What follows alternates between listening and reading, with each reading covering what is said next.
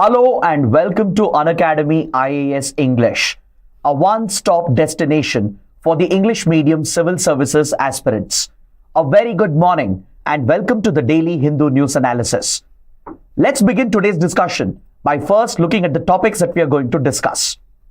From the Delhi edition of the Hindu, I have chosen 8 important articles.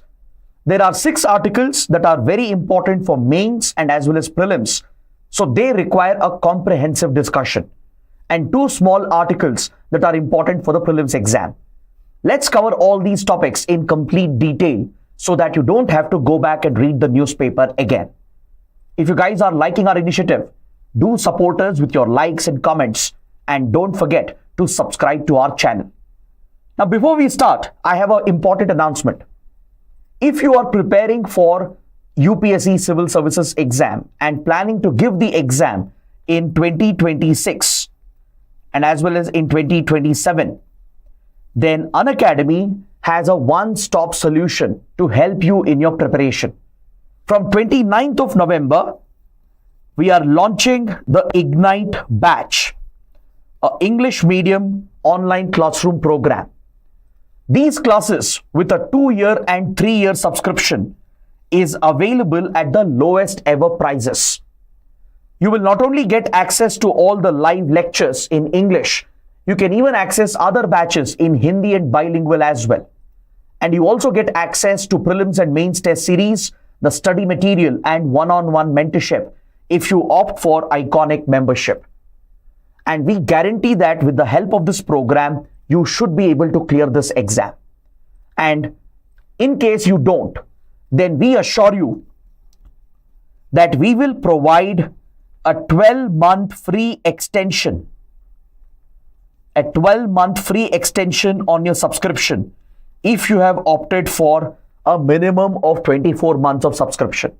So if you're interested, immediately enroll for the program as the classes are starting from tomorrow. You can call the number provided on the screen or click on the link provided in the video description.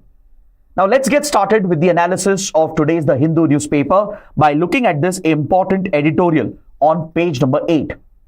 This editorial examines the current situation in Pakistan. Pakistan is going through a moment of crisis as far as its democracy and politics are concerned. So there is a detailed article in today's The Hindu. We have an editorial that provides us insight into Pakistan's democracy and politics. We have a related article on page number 16 that covers the recent crisis that engulfed Islamabad. So let's understand this topic in slight detail and let's understand why these developments in Pakistan is relevant for India. Some of you might be thinking, how come Pakistan's politics is needed for the exam? It is relevant because any development in Pakistan or in our neighboring countries will have an immediate impact on India's economy, on India's security. Hence, we need to track these developments and understand their implications. So Pakistan has been gripped by tensions because the supporters of Tehreek-e-Insaf, Pakistan Tehreek-e-Insaf, which is a political party led by former cricketer and Prime Minister Imran Khan,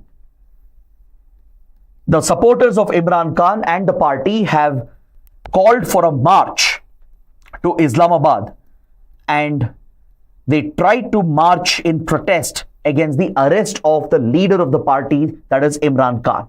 The protesters have been demanding the release of Imran Khan from jail. More than 150 criminal cases have been filed against Imran Khan ever since he was removed as a Prime Minister of the country. But Imran Khan has managed to build his popularity, and the party that he founded, Pakistan Tehreek-e-Insaf, remains a popular party on the ground with grassroots support in several sections of Pakistani society. So thousands of protesters marched towards the capital Islamabad, and Pakistani security forces, they took some extreme measures, even imposing a lockdown in order to break up these protests. Islamabad was completely barricaded and the capital was cut off from the rest of the country. All the roads leading up to the capital, they were blocked with the containers, and security forces were deployed in large numbers and repressive measures were also used. as a result of which 7 protesters have lost their lives. Even the wife of Imran Khan has led these protests, adding more momentum to these protests, which highlights the crisis of democracy in the country.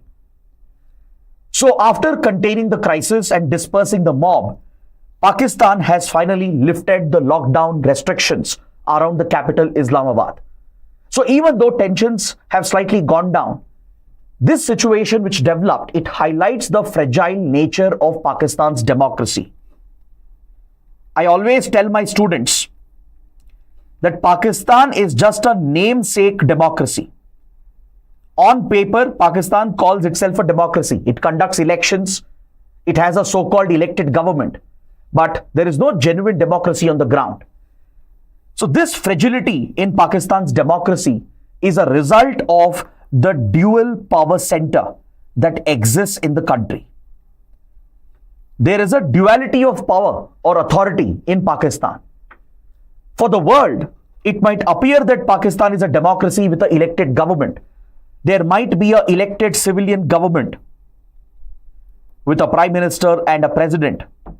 It appears that there is an independent judiciary, and it appears to the entire world that Pakistan is a functioning democracy. But however, Pakistan is just an electoral democracy. Just elections are held for the sake of it. But there is no genuine democracy on the ground. That is because there is another power center which actually controls the decision making, which is the deep state of Pakistan. Now, what do we mean by the deep state? The deep state of Pakistan refers to the hidden part of the Pakistani government. It refers to the hidden state actors, the Pakistani army, and by extension, the armed forces and the intelligence agency ISI.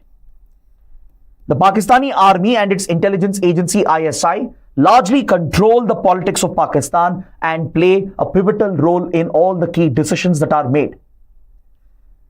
The army and ISI not only control the security and foreign policy of the country, they even control the nuclear program of Pakistan.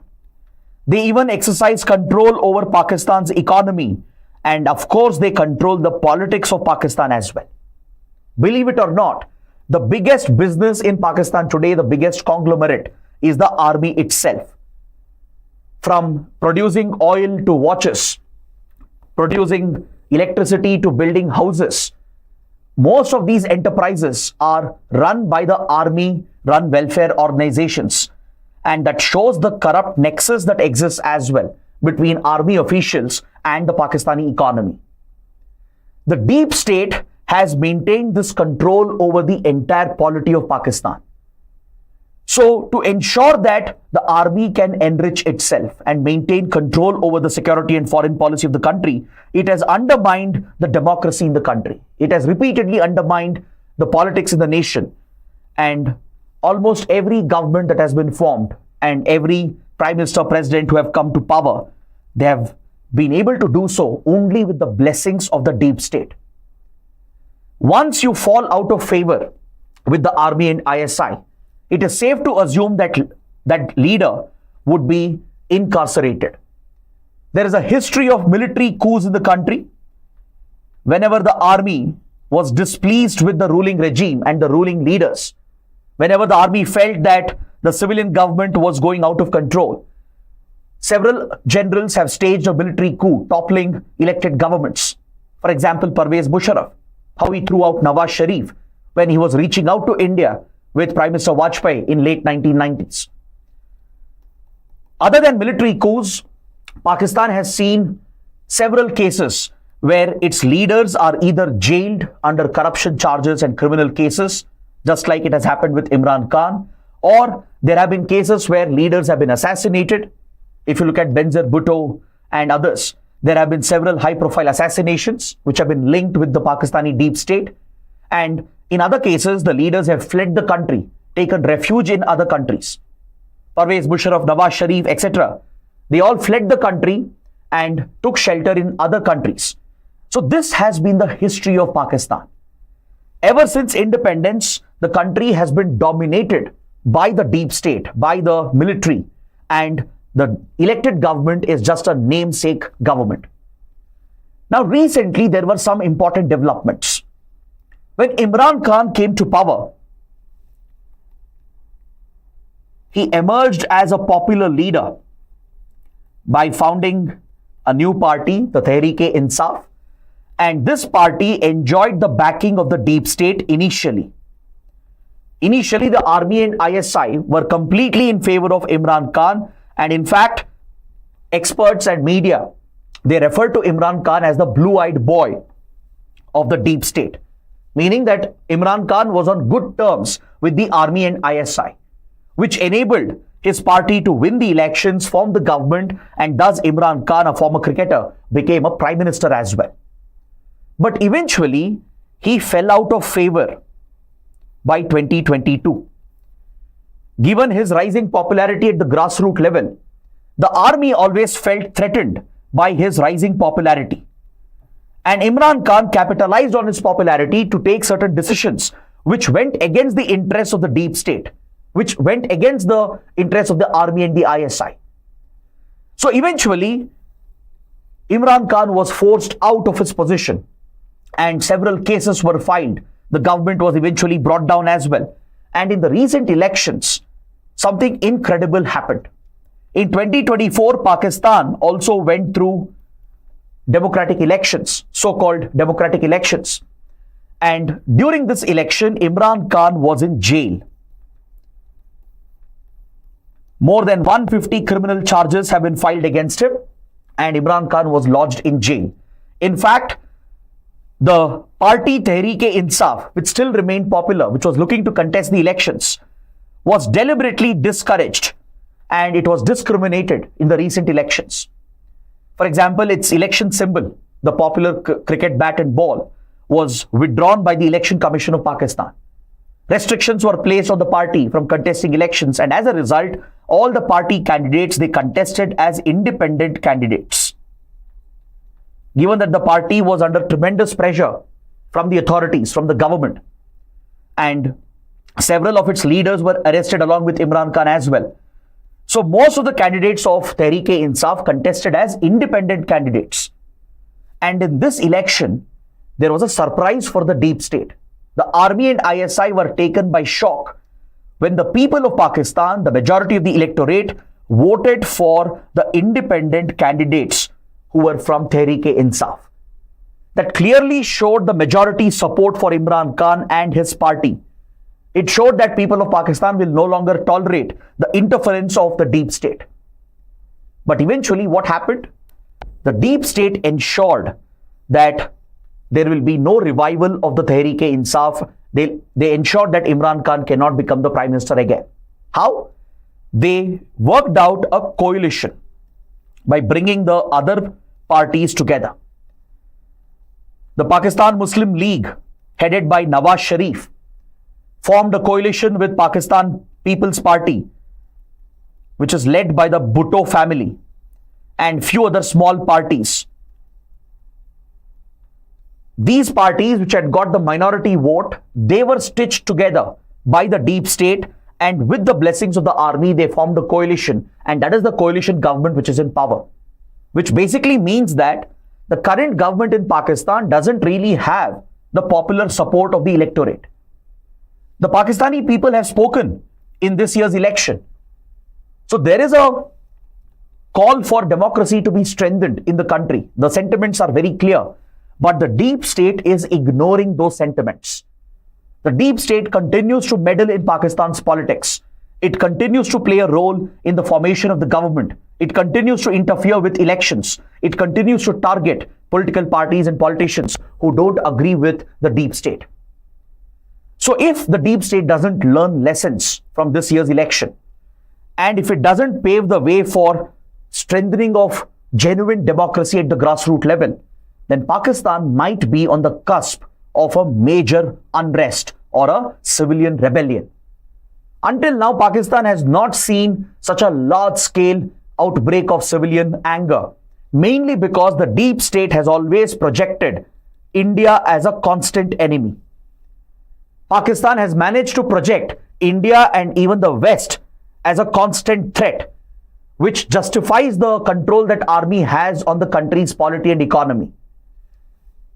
So historically, the people of Pakistan have been subdued. They have been diverted, distracted, because they have been always shown the external problems and external threats. And this has become a justification as well for the deep state to even cultivate extremism and terrorism and use it as a weapon against India and others. So eventually, the politics of Pakistan is connected to the threat of terrorism faced by India. It is connected to the Kashmir issue. It is connected to Pakistan's approach towards India. So India has always called for strengthening of democracy in Pakistan, and we are seeing signs of that. Imran Khan has been able to mobilize that popular support even when he remains in jail. Imagine the leader has been in jail for several months. And despite that, thousands of protesters assembled on the streets, marched towards Islamabad, calling for his release. And that speaks volumes about the popular support that Tehreek-e-Insaf has built on the ground. So editorial is urging the deep state of Pakistan to hear or listen to the popular voice and to ensure that democracy is restored in the country, and the deep state should stop interfering in the politics of the country. Now, this is very crucial because right now, Pakistan's economy is under severe strain. We have been covering this in several sessions previously as well, that Pakistan's economy is going through a massive crisis. There is a huge debt burden.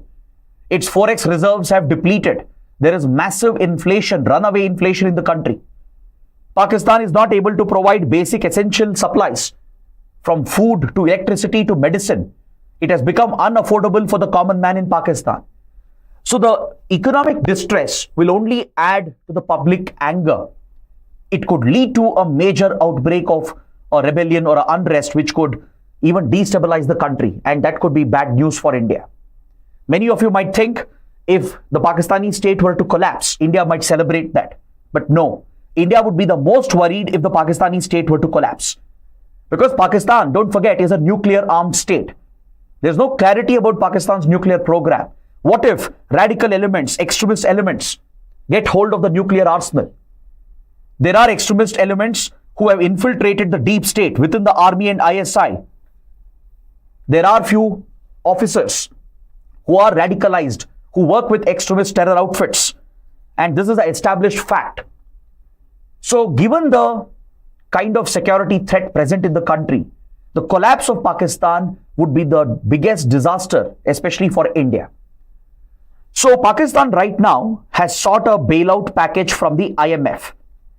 It is seeking a bailout of around $7 billion. It has already taken a lot of assistance from the IMF, and it is completely dependent on assistance given by its all-weather friends like China, Saudi Arabia, and even United Arab Emirates. These three countries, they are quite virtually backing Pakistan's economy right now. Without their support, Pakistan's economy might have gone bankrupt by now. So given the precarious state of its economy, given the precarious security situation, because there are several terror groups, separatist insurgent outfits posing a threat to the survival of the Pakistani state. You have terror groups such as the TTP, Tehreek-e-Taliban Pakistan or Pakistan Taliban, which operates along the Afghanistan-Pakistan border, which poses a credible threat to the Pakistani state. Of late, it has been carrying out major attacks against Pakistani army and the Pakistani government. Then you have other separatist groups like the Baloch separatist groups and the Sindh nationalist outfits, which are also involved in insurgency in Balochistan and Sindh. So there are many credible threats to the Pakistani state. So if Pakistani army continues to meddle in the democracy and continues to meddle in politics, it will further put stress on the economy, and the economic collapse could create a fertile ground for extremists to take over. And that would be a nightmare, not only for Pakistan and India, but for the entire world. This could lead to the spread of extremism across South Asia and beyond. The nuclear arsenal might go loose in a worst-case scenario, posing a global threat. So that is why it is important to track these developments in Pakistan. So I hope you guys have understood the entire discussion. Now please take up this practice question and try to write an answer to this question. Pakistan's fragile democracy is a result of deep state's manipulation of politics. In the light of the statement, examine the recent developments and its implications for the region. So I think it's a fairly simple question. Based on what we have discussed and the structure that I used in my discussion, you should be able to draw some points and provide that assessment in your analysis. Always try to make your answer your own assessment. Don't simply mug up and by heart from notes, or don't simply copy paste the analysis of someone else. Always try to build your own views and opinions, and when that is shown in your answers, that will reflect very well on you, and the evaluator would be pushed to give more marks. So that's why we always insist when we discuss such in-depth articles, right? We give you a practice question, we sometimes discuss a model answer and give a structure as well, so that you guys can practice more and develop the skill of answer writing. So I hope you guys will make use of this. Now let's move on to the next article. We have another important editorial on page 8 and a related article on page 14. So let's quickly take a look at this editorial. This article is related to the big tech companies, which includes Google and its parent Alphabet, Meta, right, which owns Facebook, Instagram, WhatsApp, and others, Apple, Microsoft, these giants, technology giants, which run some of the biggest social media platforms, which operate and build some of the biggest IT platforms. They are collectively referred to as the big tech industry, which is primarily based out of United States. Now, big tech companies are facing a challenge from news and media organizations around the world. All the press around the world, they have united, from Europe to Australia to India to United States.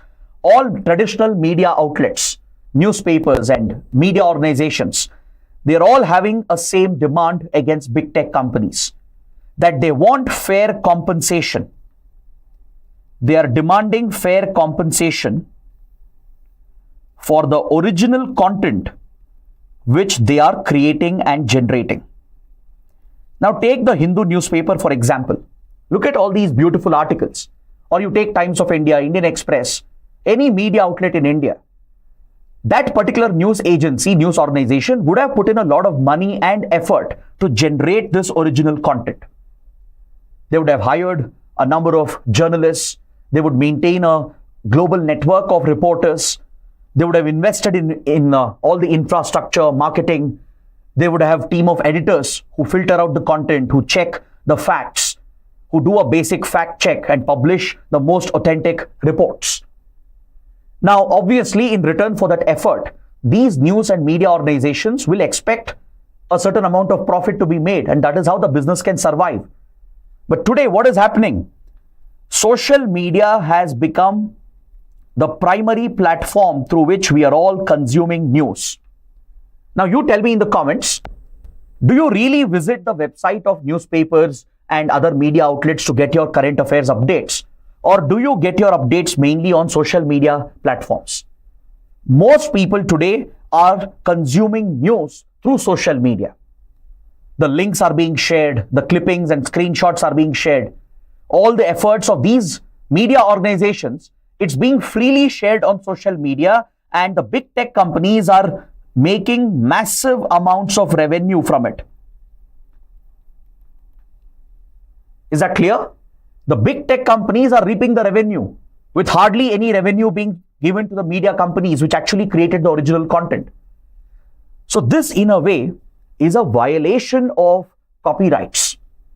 So media organizations are demanding fair compensation from the big tech companies, because by circulating their original content, big tech companies are cornering all the revenue and the profits without sharing it with the content creators. So around the world, there is a campaign going on to bring laws and regulations to mandate a sharing of revenue and give fair compensation to the original content creators, which would be the news and media organizations in this particular case. Now, did you know countries like Australia and even France, they have recently introduced laws that mandate fair compensation. Both Australia and France, they have taken the lead. They have introduced recent legislations which mandate the big tech companies to share a fair amount of the revenue with news and media organizations. The articles and content generated by news and media organizations cannot be shared freely on big tech platforms without obtaining the license. The licensing norms have been laid out by these countries. They have set an example for other countries to follow. In India as well, a similar demand has come up from news and media outlets. Is that clear? And the Minister for Information and Broadcasting, Ashwini Vaishnav, has expressed support. The I&B Minister has expressed support in favor of news and media organizations and has supported their demand for fair compensation from the big tech companies. So the editorial obviously appreciates this stand of the Union Minister, and it is calling upon the Government of India to immediately bring in a legislation or a regulation on the lines of Australia or France, which provides for revenue sharing, which will mandate the big tech companies to negotiate and work out a licensing arrangement. And for every article and content which is shared on their platforms, part of the revenue should be shared with the original content creators. So the Union Minister has supported this stand of the news and media outlets verbally, and hence the Hindu is calling for legislative action on this front. It's urging the government to bring out a law or a regulation which will mandate the companies to share the revenue and give fair compensation to the original content creators. So this is one important issue being raised in this editorial. The second important issue is related to misinformation and fake news. I'm sure all of you know that social media, it has brought number of benefits and advantages. It has truly democratized information. It has promoted right to free speech and expression, right to free press. Because today, because of social media, thanks to social media, all of us have a voice. With just a basic smartphone and a basic internet connection, we can all create content. We can all share our views and opinions. And this, in a way, democratizes information and promotes freedom of speech and expression. But at the same time, misuse of social media has become a big menace. Now that everybody is a content creator, there is no check. The facts are not being checked. Facts are not being verified. There is no editorial team to review the content, moderate the content. In case of traditional media, when you look at traditional media platforms, be it a newspaper or a TV news channel or even a radio news channel, there would be an editorial team, right, who would have the required skills and experience and a professional background. And they would screen the content, filter out any fake news and misinformation, and there was some amount of accountability in the traditional media system. But now with social media, one big concern is about the spread of fake news and misinformation, where completely inaccurate news is being consumed as the truth, or information which is partially correct is being circulated widely. And more dangerously, disinformation can be easily circulated. Vested interests are carrying out disinformation campaigns, deliberately spreading fake news and misinformation with the aim to discredit someone, to defame someone. This is part of dangerous propagandas. The propaganda could be run by an extremist religious organization, or by a hostile government or a hostile intelligence agency, or by your own government or by political parties. Any vested interest, it could be a private company as well. They could run an effective propaganda campaign on social media using fake news, misinformation and disinformation and push you to change your choice, your views and opinions. This is what we call as social engineering. Today, through social media, it is possible to engineer your mind. It is possible to engineer the minds of the society and to push the society to change its choices, views and opinions. So this could easily be used to manipulate elections. Through the right targeted campaign, I can guarantee you that we can change your view about a political party or a political leader. We can change your opinion about a commercial decision that you're about to make.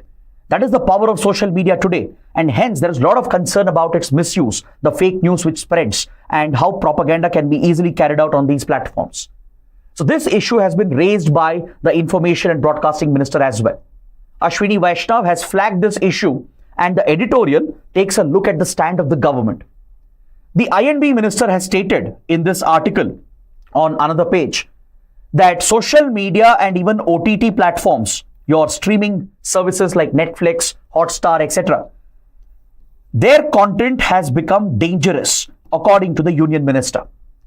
The Union Minister has stated that apart from fake news and misinformation, they are spreading a lot of vulgar content, according to the Union Minister. The Union Minister is referring to the kind of popular content which is shared on social media, streamed on OTT platforms, which might be sexually explicit, which might promote violence, use a lot of expletive language, promote the usage of, let's say, smoking, alcohol, or drugs. So such cultural trends which are being seen in popular art is something that the Information Broadcasting Minister has spoken about. He has stated that these companies, let's say Netflix or Amazon Prime, for example, they're all based in Western societies. They are influenced by Western culture. And according to the Union Minister, they don't align with Indian cultural sensitivities. So he has called for stricter regulation of these platforms. See, right now it's not as if these companies are not regulated. The Modi government in 2021 introduced the IT rules.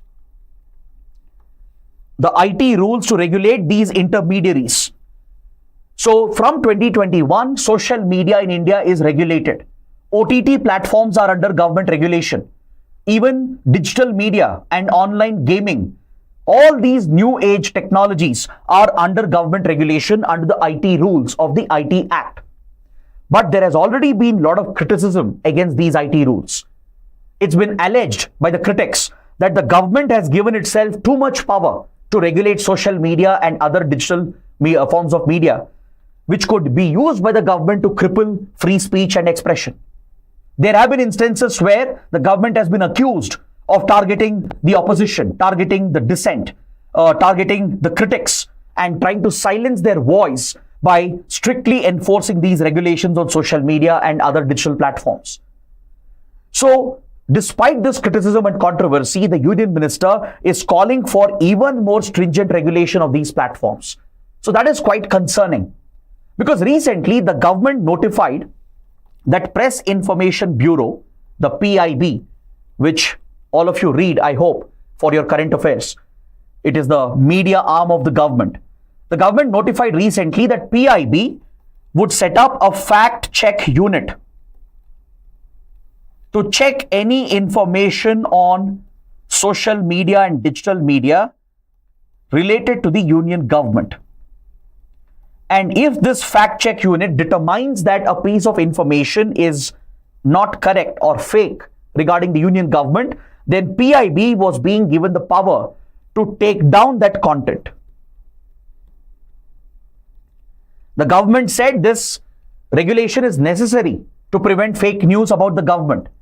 The government said there should be a fact-check unit which will monitor the content, and any fake information, wrong information about the union government will be taken down, meaning PIB will order these companies to take down the content, and if they don't oblige by the orders of the government, those companies will face action, criminal action, according to the IT rules. The government said we will withdraw the safe harbor provision. The safe harbor provision provided under IT Act, which has given a sense of immunity to all IT companies, including social media firms. This safe harbor or legal immunity would be withdrawn by the government, which would make these companies liable for criminal prosecution. So this decision of the government was recently struck down by the Supreme Court. The Supreme Court struck down the government order to set up this fact-check unit. Why? Because government itself can't be the judge of what is fake and what is correct. The press has to be free. Yes, fake news has to be tackled, but that is not the job of the government alone. You need an independent agency. You need participation of the civil society and the companies as well.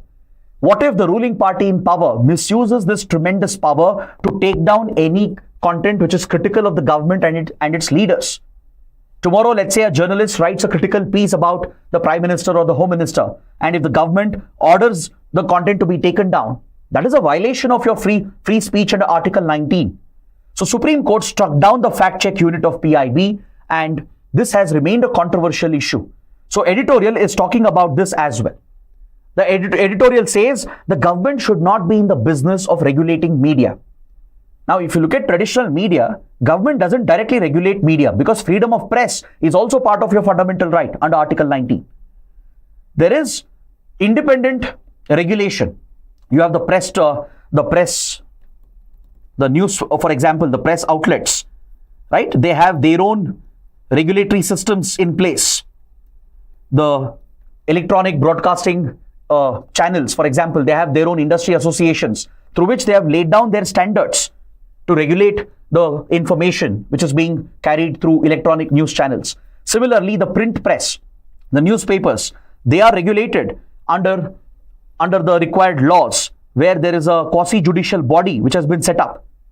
So government doesn't play a direct role in the regulation of media, and a democracy will thrive only when press and media is free. Right? That's why democracy, in a democracy, media is often referred to as the fourth pillar of the democracy. So for the government to give itself these powers to regulate any content, and including social media, and even to verify facts, and even to order the takedown of such content, would be contradictory to the constitutional right of free press and free speech and expression. So editorial is urging the government to not do this, to not get involved in regulating the media. Rather, it should build trust. It should create independent regulatory systems where the companies and the civil society together, with involvement of the government and other stakeholders, can keep a check on fake news and misinformation and disinformation. So that is what we learn from this important article on page 8 and 16. So please take up this practice question. With regard to social media and big tech, examine the issue of fair compensation to news organizations. Should India strictly regulate these platforms to tackle the menace of fake news and misinformation? So that is your question. Let's see how many of you can write an answer to this question. Now let's see if there are any doubts. We have covered 2 important topics and 4 articles. Please let me know in the comments if you have any questions, and I'll try to take up these doubts after we cover this article. Let's look at this column on page 10 that evaluates the implementation of MGNREGA, the Mahatma Gandhi National Rural Employment Guarantee Act.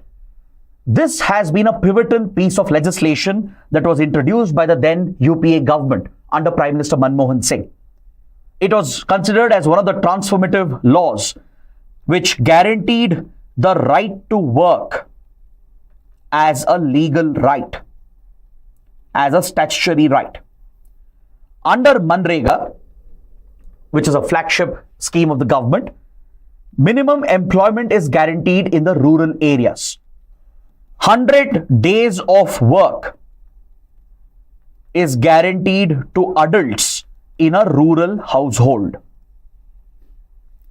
In a given year, 100 days of work is guaranteed where they are paid at least minimum wages and above. Now, this scheme has been pivotal in boosting the rural economy. Since agrarian economy faces a lot of stress and unemployment levels have been very high, especially in rural India, MGNREGA has played a critical role in giving employment, livelihood opportunities to the rural youth, to the adults in rural households, and giving them basic wages, which has boosted rural demand and sustained the Indian economy as well. In fact, in 2008-2009, when India went through a major recession because of the global economic crisis, one reason which was cited by experts was the MGNREGA scheme, which helped India to largely bypass the global economic crisis, because rural demand could be sustained as the government was putting money directly into the hands of the rural people through MGNREGA, where people were getting paid for the work that they were doing under MGNREGA. So it has been a critical scheme with regard to employment and even social justice. It has helped in tackling the employment problem. It has helped in tackling rural distress, agrarian distress, and thus it is seen as a critical government scheme to guarantee social justice. Now, over the years, the Modi government has faced a lot of criticism regarding the reduced budgetary allocation for MGNREGA. Now, apart from this, there is another new development which has been flagged by the writers of this column. The writers of the column are arguing that in the last few years, MGNREGA job card holders have been deleted from the list on a massive scale, thus depriving millions of rural Indians from seeking their right to work. See, under MGNREGA scheme, if you want to secure this minimum right to work of 100 days of guaranteed paid employment, every rural household should have got a job card. This job card is issued by the local Gram Sabha. The Gram Sabha, which is the lowest unit of governance as part of the Panchayati Raj system, is empowered under MGNREGA to play a pivotal role in the implementation of the scheme. The states and the local administration play a very critical role in implementing MGNREGA.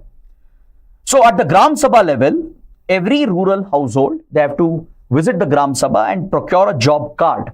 This job card will contain the details of all the eligible adults in that rural household. Let's say in a family, there are 3 adults who are eligible for right to work under MGNREGA. Their names and details will be listed on the job card. Only those who have this job card issued by the Gram Sabha can seek employment under MGNREGA. Is this clear? But of late, the deletion of these job cards has gone up significantly according to this article. So let's understand why. Why has the government deleted a number of job cards? What's the reason? See, as the scheme was implemented over the last 16 to 18 years, one important lacuna in the scheme is that there have been fake job cards which have been created at the ground level, which points towards corruption. Even though there are no eligible beneficiaries, fake job cards have been created and funds have been allegedly diverted. There have also been cases where people were giving forged documents, incorrect documents, or having duplicate job cards. This was leading to diversion of funds and leakage of funds, leading to corruption at the ground level, which means the scheme and its implementation was not entirely efficient.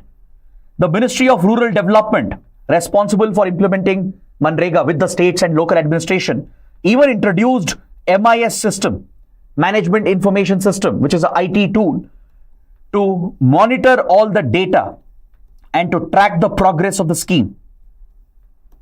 Despite this, the fraud related to fake job cards and forged documents continued. So the government thought of the DBT, the direct benefit transfer, Aadhaar-based payment system, as a solution. It was initially championed by the Manmohan Singh government, later implemented by the Modi government. So through Aadhaar and the JAM Trinity, where your Aadhaar, which is a unique social identification number, is linked with your bank account, your mobile number, and other government benefits, this will enable direct transfer of the benefits to your bank account, which could possibly minimize the chances of leakage and diversion of funds. So to implement Aadhaar-based payment system, the government has given a mandate to government officials to cross-check the job cards and to delete any fake or fraudulent job cards. So that once Aadhaar-based system is implemented, which has already taken effect in several states, where the payment under MGNREGA will not happen if you haven't seeded your Aadhaar number with your job card. Only those verified job cards will get the job, and only they will get the payment in their bank account through direct benefit transfer. So authorities were instructed by the government, by the Ministry of Rural Development, to strictly enforce this mandate to filter out all the fake job cards so that the diversion of funds is minimized. Now let's see what the provisions are with regard to deletion of job cards? What are the guidelines? What is the due process to be followed? What are the protocols laid down when it comes to deletion of a job card? See, we understood that Gram Sabha plays a critical role in implementation of such schemes. Especially in MGNREGA, Gram Sabha was empowered to play this pivotal role. Now, in 2021, the Government of India issued a master circular containing the guidelines and the protocols to be followed for deleting the fraudulent workers and the fake job cards. So, the conditions are clearly laid down. For example, if the entire family has permanently migrated, let's say a family, a rural household who had a job card and the family members were taking employment under MGNREGA, if the family has permanently migrated to a city or to a different state, their job cards will be deleted. If the job card is found to be a duplicate, or if they have submitted forged documents, fake documents or incorrect documents, in such cases, the job card can be deleted. And also, if a Gram Sabha is reclassified as a municipal corporation, that is, if a Gram Panchayat, right, which is the lowest unit of governance, if it urbanizes and if it is reclassified as a municipal corporation, it means it has become a city, it has become a town. So, MGNREGA will not apply for a municipal corporation area. So, all the job cards in that Gram Panchayat are deleted from the MIS records, from the Management Information System records. So, these are the standard guidelines and protocols given by the government itself. But now in 2022, the Modi government began a drive to implement Aadhaar-based payment system, and the Ministry of Rural Development gave a strict directive to the officials at the state and local level to weed out as many job cards as possible. And according to data, you see a significant jump happening after these orders were issued. In 2021-22, 1.49 crore workers were deleted from the benefits of MGNREGA. This number saw a 247% increase in 22-23, where 5.53 crore workers were removed from the list. According to data collected by the authors of this column, in the last 4 years, more than 10 crore eligible job holders have been removed from the list. 10.43 crore. Now, let's assume majority of these names were fake. Let's assume that a majority of this number, let's say 6 or 7 crore names on the list, they were either based on duplicate job cards or forged documents, and essentially they were fake beneficiaries. So it's needed to filter them out so that we reduce the leakage of funds. But you still have a significant chunk of genuine workers who are getting deleted. Now, why is this happening? Why did we see a sudden surge in the deletions in 22-23? And the writers are linking this with Aadhaar-based payment system. Because the government was blindly following a strict order issued from the center that field officials have to increase the percentage of deletions. Maybe to proclaim that Aadhaar-based payment system is a big success, to show to the public that a big percentage of fake workers have been removed and thus government funds have been saved. Maybe there has been government pressure on local officials to go for maximum deletions, which has pushed the officials to ignore the guidelines and due process and protocols. The writers, to substantiate their argument, they even conduct a sample study. In certain Gram Panchayats, they have conducted a sample study on the ground, and they are indicating that there have been lakhs of cases of arbitrary deletions. Even genuine beneficiaries who should have had the job card, their names have been deleted because officials have cited an order to delete as many beneficiaries as possible. So they haven't put the required effort, the diligence needed to verify whether it's a genuine beneficiary or a fake beneficiary, and a lot of genuine beneficiaries have lost out, which means the guidelines, protocols, the master circular have been bypassed. It means that due process has not been followed and those affected have not been given a chance to raise their grievance. So that is the key issue being raised by this article. According to the authors, right to work under MGNREGA is being deprived because of the faulty implementation of Aadhaar-based payment system. Aadhaar-based payment system is definitely good to curb the leakage of funds and diversion of funds. But a blind enforcement which bypasses the laid down guidelines and protocols could lead to deletion of genuine beneficiaries as well on a large scale, and that will deprive the benefits to the genuine beneficiaries. It will deprive the rural population of their right to work, which is guaranteed under MGNREGA. So that is the concern being raised. So what should be the solution? What should be the way forward? The way forward is very simple. One, the center, state and local governments, they should strictly follow the laid down guidelines and protocols. That is point number one. When it comes to deletion of job cards and names from the list, there should be a strict adherence to the laid down guidelines and protocols as per the master circular. Second, due process should be followed, and at the Gram Sabha level, the grievances have to be addressed. If a genuine beneficiary has been removed, that affected person should be given a chance to raise their grievance, and they should be heard by the officials at the Gram Sabha level, Gram Panchayat level in an impartial manner, so that their names can be added back to the list if there has been a wrongful deletion. There should be more transparency in this system, more accountability. For that, you need independent audits. You need social audits to be conducted by third parties, by independent NGOs, which are third-party organizations. Social audits will have to be conducted to see how the scheme is functioning at the grassroots level. The actual workers should be involved in the decision-making process. It should be a participative process. These basic measures of governance will help in fixing the gaps in MGNREGA. Because as I said, MGNREGA is a critical scheme guaranteeing employment, delivering social justice, elevating rural and agrarian distress. So that is why these measures are necessary to address the lacuna in the implementation of the scheme. So this is a very important analysis, and you can get a question based on this topic. Now let's proceed and look at other important articles. But before that, as I said, I would like to take up some of your questions. Let's see if there are any doubts regarding these topics and articles. Let's look at the comments. Nandita Gupta is asking, what is a flagship scheme? A flagship scheme is a scheme which is vehemently promoted by the government. If the government is branding a certain scheme or initiative as the most important initiative, they're often called a flagship scheme, which means it's a priority scheme for the government.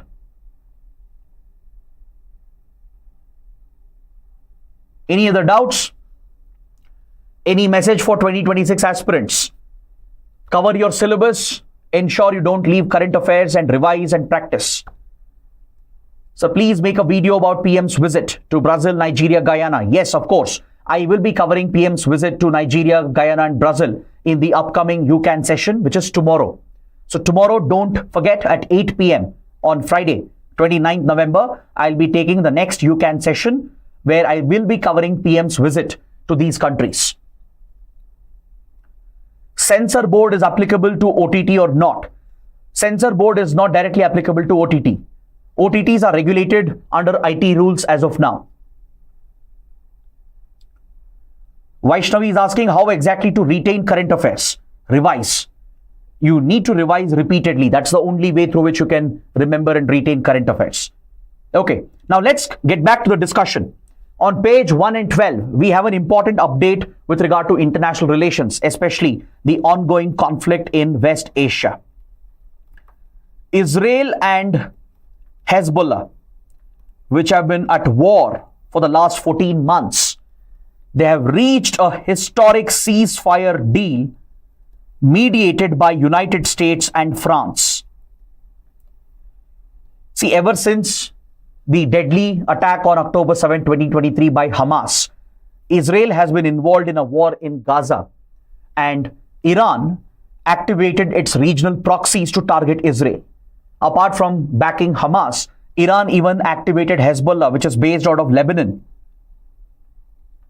And Hezbollah expressed support for Palestinians and Hamas and launched a war against Israel. So for more than 14 months, Israel and Hezbollah have been fighting each other. For those who don't know, Hezbollah is an extremist, fundamentalist organization based out of Lebanon, which had almost become a parallel government in Lebanon.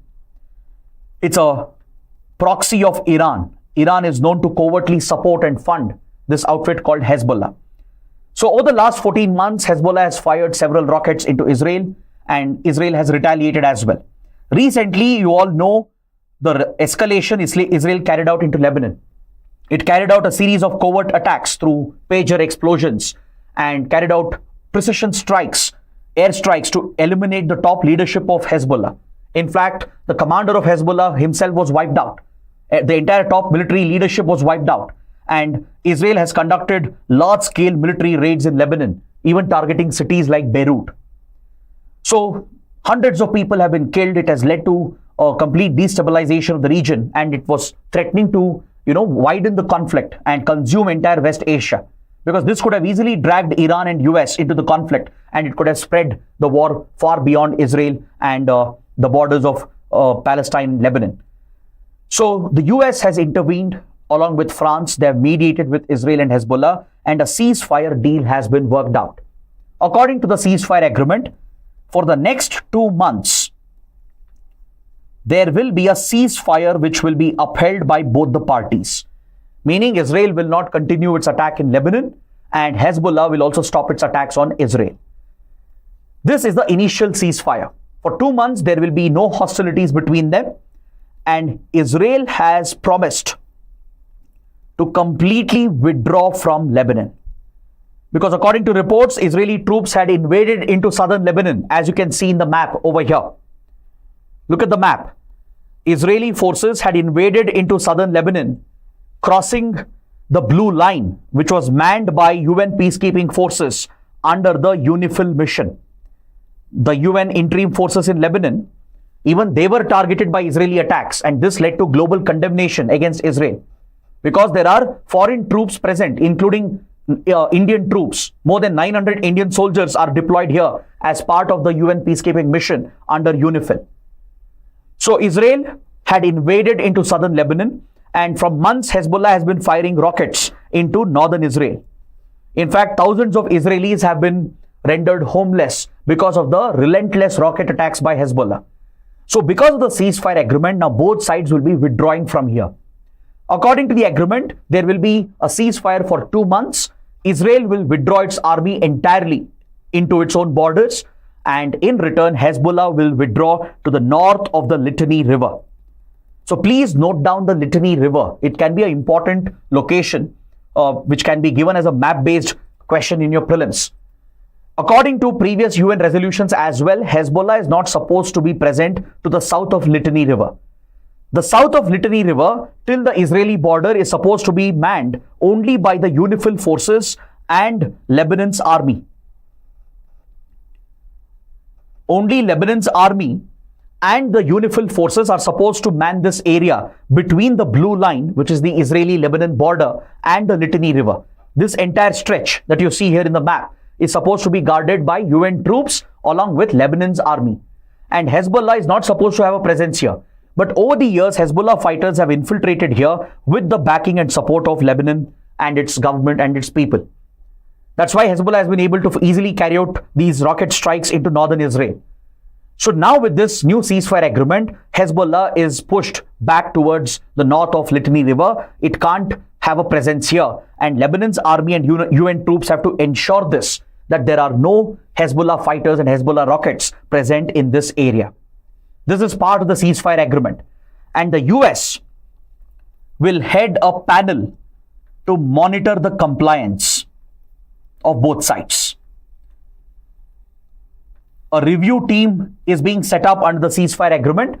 The US will chair this panel, and they will review whether Israel and Hezbollah are complying with the terms of the agreement. Now, this is a big relief for everyone, for all the West Asian countries, even for countries like India. So the deal has been much appreciated. It finally brings the tensions down, and maybe it could lay the groundwork for further de-escalation towards Gaza as well, right? But Israel has said it reserves the right to retaliate if Hezbollah breaks the deal. Meaning if Hezbollah rockets and infrastructure is found to the south of Litani River, if Hezbollah rockets are again fired towards northern Israel, or if Hezbollah is able to carry out a major attack on Israel again, then Israel reserves the military right to retaliate and break the ceasefire agreement. So that is the agreement which has been worked out, and India has welcomed the deal. We have an article, a related article on another page. India's Ministry of External Affairs has praised these countries and the stakeholders involved for working out a ceasefire agreement, because that has been India's position from the beginning of this conflict. India has always insisted that the parties should not resort to force and violence. They should sit across the negotiating table, talk to each other, and find a diplomatic solution to this problem. So India has reiterated this statement, and we have supported the ceasefire deal. And it's a big relief for India because, as I said, 900 plus Indian soldiers were under threat as they are part of the UNFIL mission deployed in Lebanon. And Israel blatantly violated international principles and launched an attack on UN troops. In fact, many countries which are part of UNIFIL mission, including India, condemned these Israeli actions. So this is a big relief for India, because the end of conflict along the Israel-Lebanon border will guarantee the safety of the Indian troops which are deployed here as part of the UN peacekeeping mission. Now let's look at another important article on the front page that deals with the issue of child marriage. It's a very insightful article, even though it's a small article.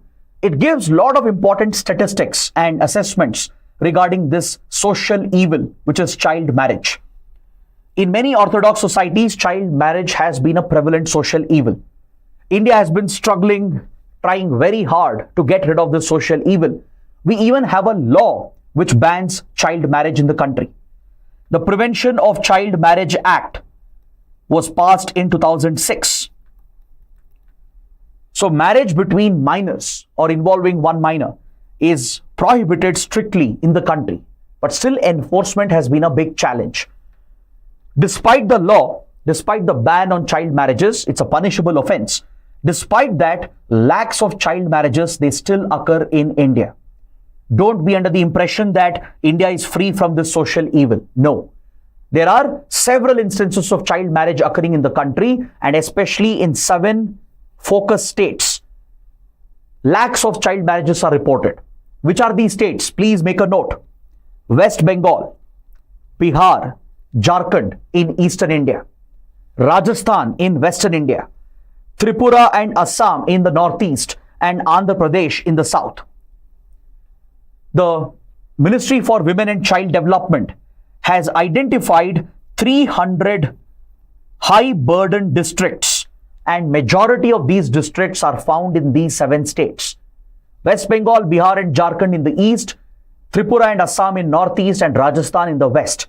This is where we see the highest occurrence of child marriages even today. And according to the ministry, more than 2 lakh child marriages were prevented in the last 1 year itself. This marks the success of India's legal reforms and enforcement of the ban on child marriage. According to data from the ministry, India has seen a reduction from 47.4% to 23.3% in the period of 2019-2021. Meaning there has been more than 50% reduction in child marriages in the country, thanks to the efforts of the government.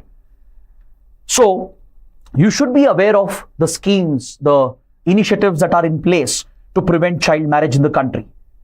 For example, we have Beti Bachao, Beti Padhao Andolan, or the Beti Bachao, Beti Padhao campaign, which has been pushed personally by the Prime Minister as well, which is to focus on educating the girl child instead of getting the girl child married. Because see, this is indeed a social evil. It affects the minor parties involved in a child marriage, especially the girl child. It cripples their rights over their body, their sexual reproductive health could be compromised, their education, their economic empowerment will be compromised. It equally affects a minor boy as well if they are pushed into a child marriage, right? It creates a huge social burden which translates to an economic burden as well. So we need more awareness, because this is a behavioral problem, a cultural problem, a societal problem. You need to change the attitudes of the people, especially in some conservative pockets of India. Take Rajasthan, for example. There are few conservative belts where child marriage is seen as regular, normal. It is seen as a norm. They don't find it abnormal. So just a law and a ban will not help to enforce these bans. you need better awareness. You need campaigns to highlight to the people why child marriage is harmful, right? You need to change the behavior, the attitude, and to address that, you need campaigns. So that is why the ministry has been putting in a lot of effort, and those efforts are giving results. According to United Nations, the biggest reduction in child marriages in the world has happened in South Asia. See, this is a global menace. Around the world, the problem of child marriages can be seen, especially in developing, underdeveloped countries. But South Asia has shown the biggest progress according to United Nations, and India is at the leading position when it comes to reduction of child marriages. So this shows that the government initiatives are working, at least to some extent. The Bal Vivah Mukt Bharat Abhiyan, Child Marriage Free India campaign. It's a primary campaign of the Women and Child Development Ministry, which is being pushed to spread awareness, especially in these focus states, in these high burden districts, to encourage the local communities to stay away from the practice of child marriage. Is that clear? So this is what you need to note down. The ministry has even launched a portal. It has set up an online portal to spread awareness, to register complaints of child marriage so that action can be taken, and also to monitor the progress. Such e-governance initiatives have also been taken up. On this portal, the Child Free Marriage Bharat portal, you can log any complaints. If you're aware of any child marriage occurring in your family, in your vicinity, you can report those cases and the government will take action on such incidents. So the government will use the portal to spread awareness as well, and to reach out to the people and to track the progress of our fight against child marriage. So I think this insight, the data, can be very useful when you're writing a mains answer. There could even be an essay topic on this.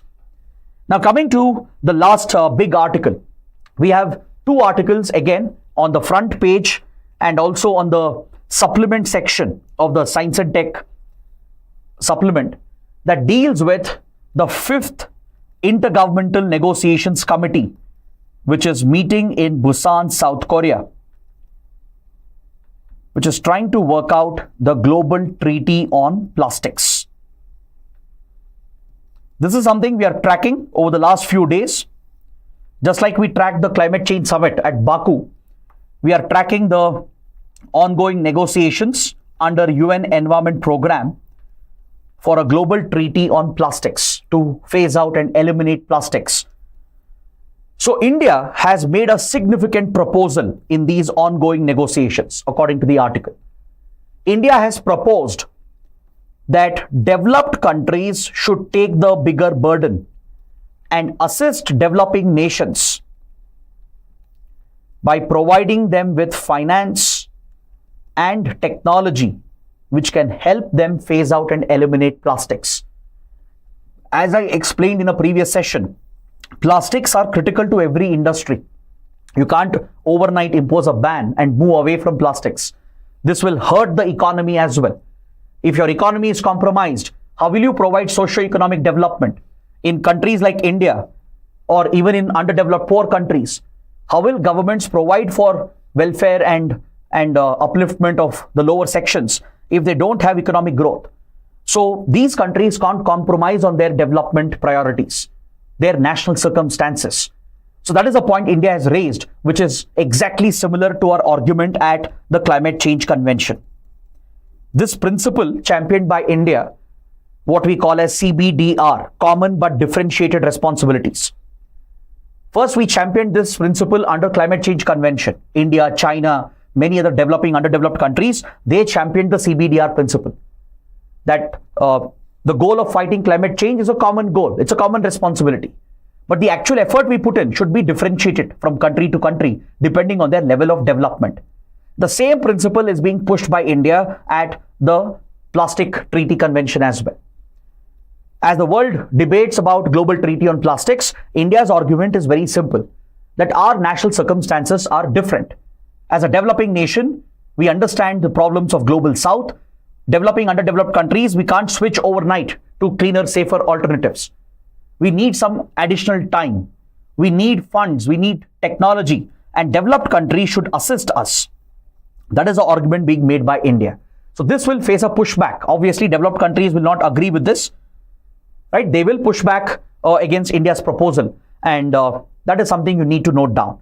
Another important point is that under the treaty, the definition of plastic still has not been finalized. Under the ongoing negotiations, there is no clear definition of what constitutes plastic until now. Hopefully, the Busan summit should give some answers. And India has also proposed a multilateral fund. India has proposed a multilateral fund to be set up through which financial assistance can be provided to developing underdeveloped nations from the developed countries. India wants a multilateral fund to be created, just like we are pushing for a climate fund. On similar lines, India is pushing for a global fund which will be administered through the UN, which can provide for transfer of funds from developed to developing nations, which can help these countries to slowly transition to a world free from plastics. Now, in another article, there are some key pointers which we can take away from the ongoing 5th Intergovernmental Negotiations Committee. Few countries are pushing for a complete overhaul of the plastic industry itself.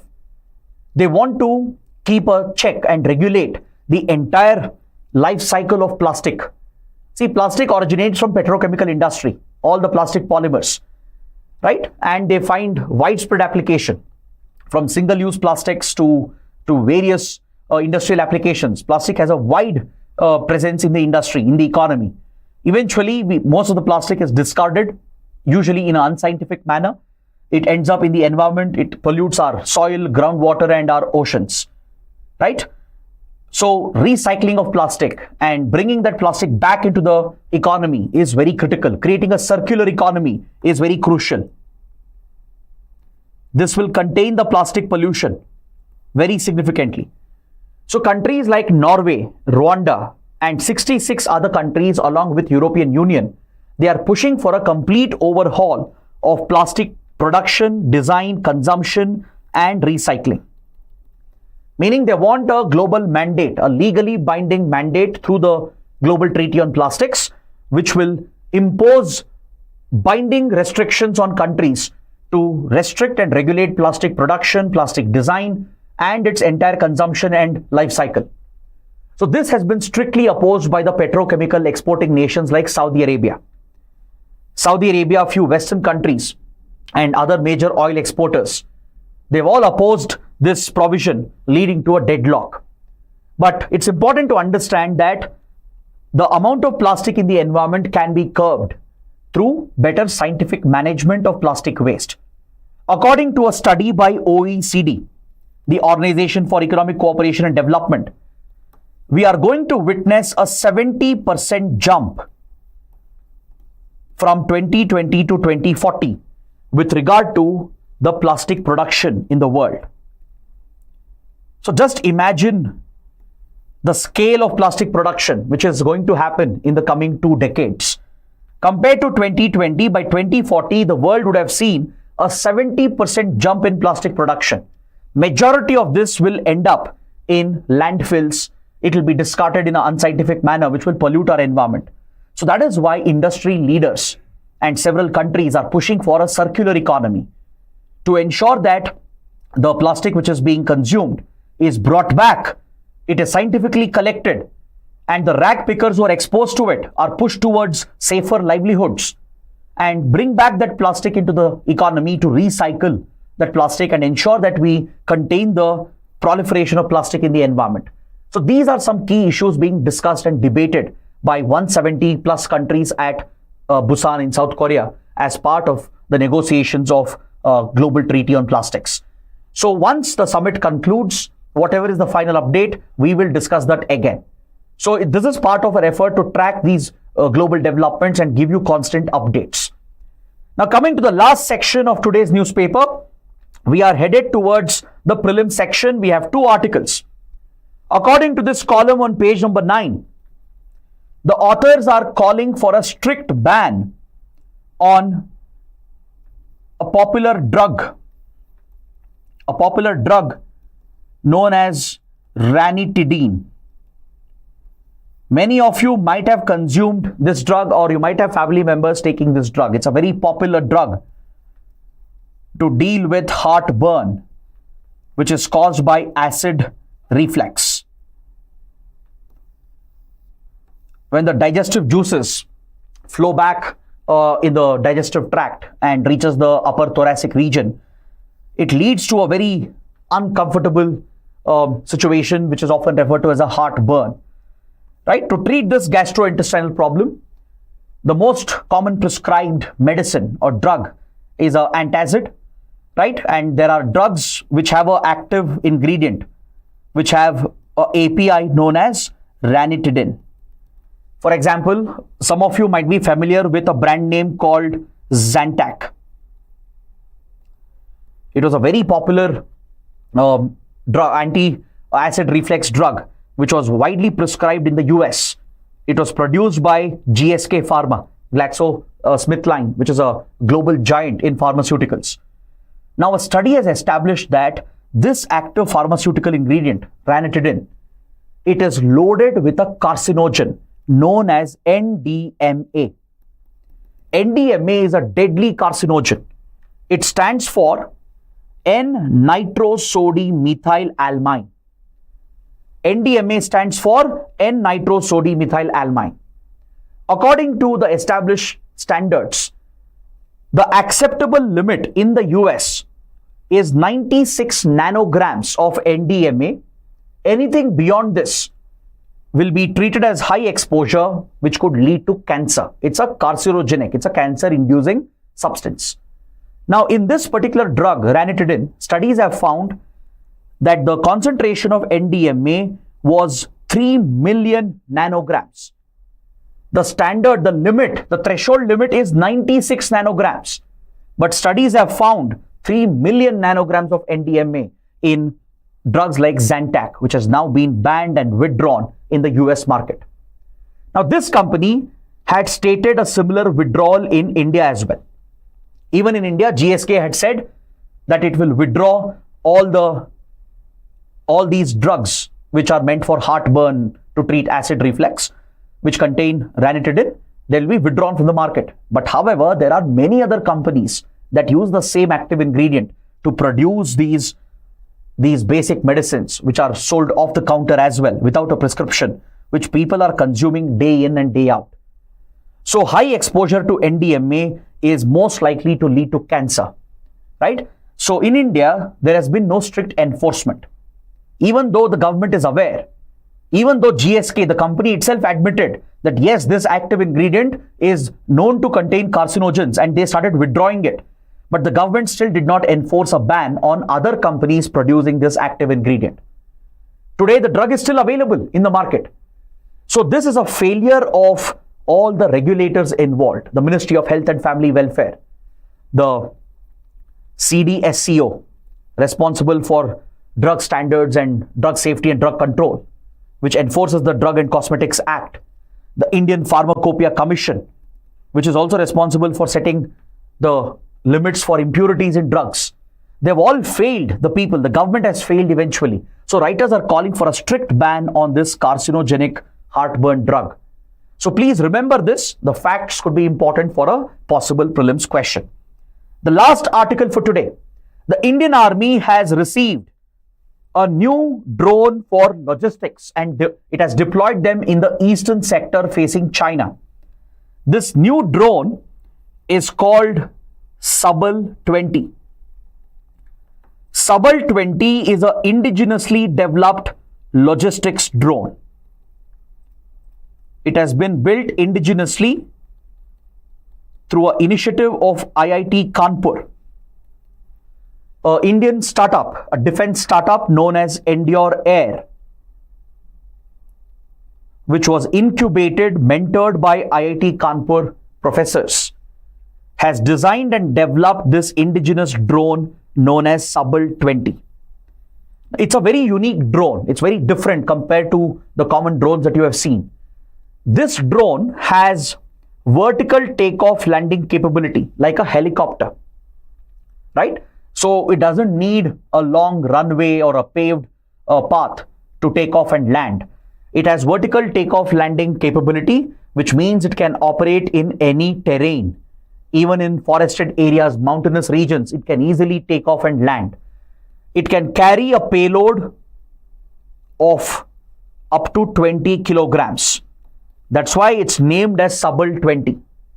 It's very easy to operate and it has been equipped with stealth features. It produces very little noise. The rotors, they are designed to minimize the oral acoustic signature, and thus it will be very silent even when you're operating it in a sensitive environment.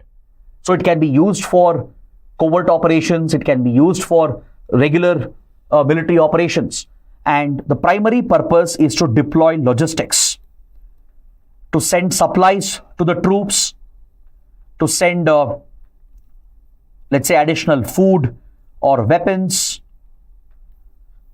or let's say India is planning a surgical strike in a foreign country or foreign soil. The troops, after infiltrating into a country, could be given additional weapons through this silent drone, which can easily drop the payload and come back safely. So Subtle 20 has been inducted into the Indian Army, which is an indigenous defense product. The second product mentioned here in the article is again a byproduct of IIT Kanpur. It's a material, a new material called Analakshya. It has been developed by a team of researchers and professors at IIT Kanpur. Analakshya is a very unique material. It's a cloaking material. It's a cloaking material which can provide stealth features to whatever is built using this material. So such material is known as MSCS, Meta Material Surface Cloaking System. MSCS, Meta Material Surface Cloaking System.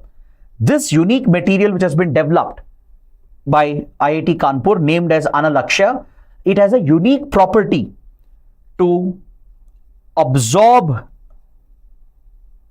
the electromagnetic waves, thus reducing the radar signature. Now let's say this material is coated on a defense equipment. It becomes near invisible to images captured by a synthetic aperture radar satellite. Today, satellites and drones are armed with synthetic aperture radar. They use a specific spectrum of electromagnetic waves to detect objects on the ground with great precision.